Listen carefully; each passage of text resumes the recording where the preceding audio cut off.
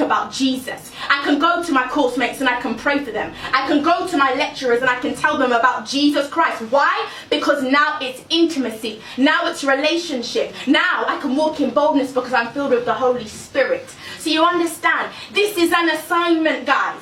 This is an assignment. When we go into these places, the best advice I can tell you guys is to live recklessly and ferociously in love with Jesus Christ, because he wants to roar through your life. I came to university on Monday, Tuesday, Wednesday, Thursday, Friday. I was in the club. You see me there again. I was giving myself reading weeks. My first year, my goal was to get 40%. And guess what? I got 41 and scraped getting into my second year. I was prideful. There was idols in my heart, addictions in my soul, such as one of them being makeup. All of the things that we come into university to do, you need to ask yourself, what is your goal? What are your eyes going to be set on? I need to understand what my assignment was. Because you understand, you come into university and you're thinking about, yeah, I need to get my new nails. I need to get my new nails. What about the nails on the cross?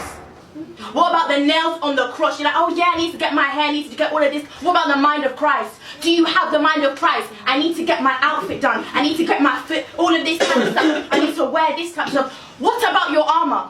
Are you dressed in the armor of God? People don't understand.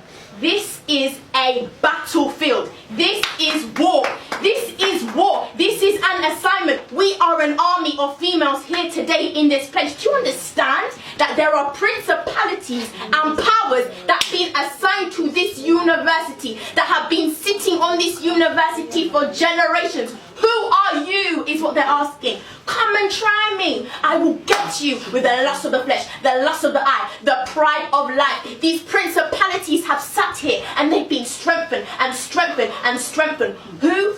By who? By who? By other students who are indulging in all of the things that we have not been called to indulge in. Do you understand? People who are living life, the worldly thing. There's a principality of worldliness that just infests universities. Why? Why do we have this? Because we're called to be alive. Because we're called to come into this place and conform it to the image of Jesus Christ. We're called to be lights, guys. We're called to come into places. This is the thing, okay. This is the thing. We come to university and we're like, oh yeah, uni, what can I offer? These types of things. Do you know who you are?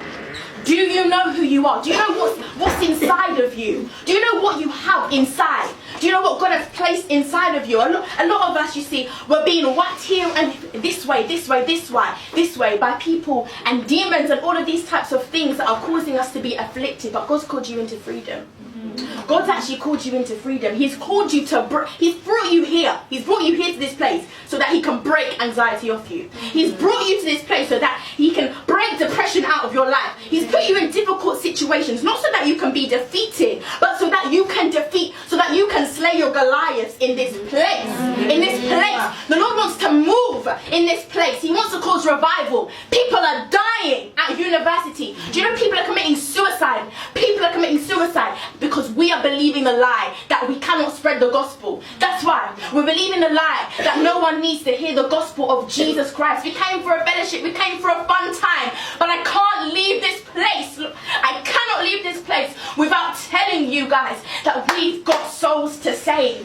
We've got an identity to live in. We've got intimacy to choose. Do you understand? See, the Lord had to break me from wanting attention and allow myself to realize that I have to put the attention back onto Jesus Christ. He has to receive the attention. This isn't a show. It's here to show off who Jesus is. See, I came to university and I was prideful because education had become an idol of my heart. So he had to break me. You see, I was on my bed and I was lying there depressed because I wasn't doing well in my university degree. I was trying to escape from the world. I lay on my bed 5 days. I didn't eat. I didn't wash. I didn't leave my room, and I stayed there in a pity party because of my education. So the Lord used this time that I had at university to show me, these are the idols that you have in your heart. These are the idols that you have in my heart. You are confessing Christian with your mouth, but you don't reveal it through your heart. How can you can you allow education to keep you in bondage when I called you to freedom? So I was living that life when I wasn't doing well in my degree because I wasn't in obedience to God, and I didn't even know that I could ask God what to do with my degree when I came to university, because I thought I knew God, but I didn't know God, because I didn't even know that you could hear from God. I didn't know that he could actually be the Lord of your life. He could actually steer your life. I read passages in the Bible, but they weren't a reality. They weren't a reality. I would read the Bible and I would think, yeah, I know what I'm talking about. I had no clue. I had no understanding. I had no revelation, and I had no intimacy with the Holy Spirit. This time that you have here is to cause you to be intimate with the Holy Spirit. We can't come to these fellowships and leave university and be the same and allow all of these things to keep us oppressed, because I was in that place and the only thing that kept me going was my worship. The only thing that kept me going was my prayer. Was it my degree that kept me going? No, my degree failed me, and my degree had me bedbound, crying every night, trying to escape from life through me sleeping. And even in my dreams, the enemy would haunt me because I would still be having dreams of me failing. The only thing that kept me going was prayer. The only thing that kept me going was worship. The only thing that kept me going was intimacy. And people ask, oh, why does God use you the way that he does? Why? Why? Because I've learned to be broken. I've learned to be broken in his presence. Some of us, we come to these fellowship events, but you won't catch us one-on-one in intimacy with Jesus when we're in our rooms. We come to these fellowship events and we won't tell God about our problems. We won't submit things to him, and then we want to do this and we want to do this, and we say, God, you're the Lord of my life. No, he's saying, I'm not the Lord of your life. Who am I to you? Who am I to you? So I've come here today to tell you that it wasn't until I submitted my will to the Father's will that he turned my university testimony around.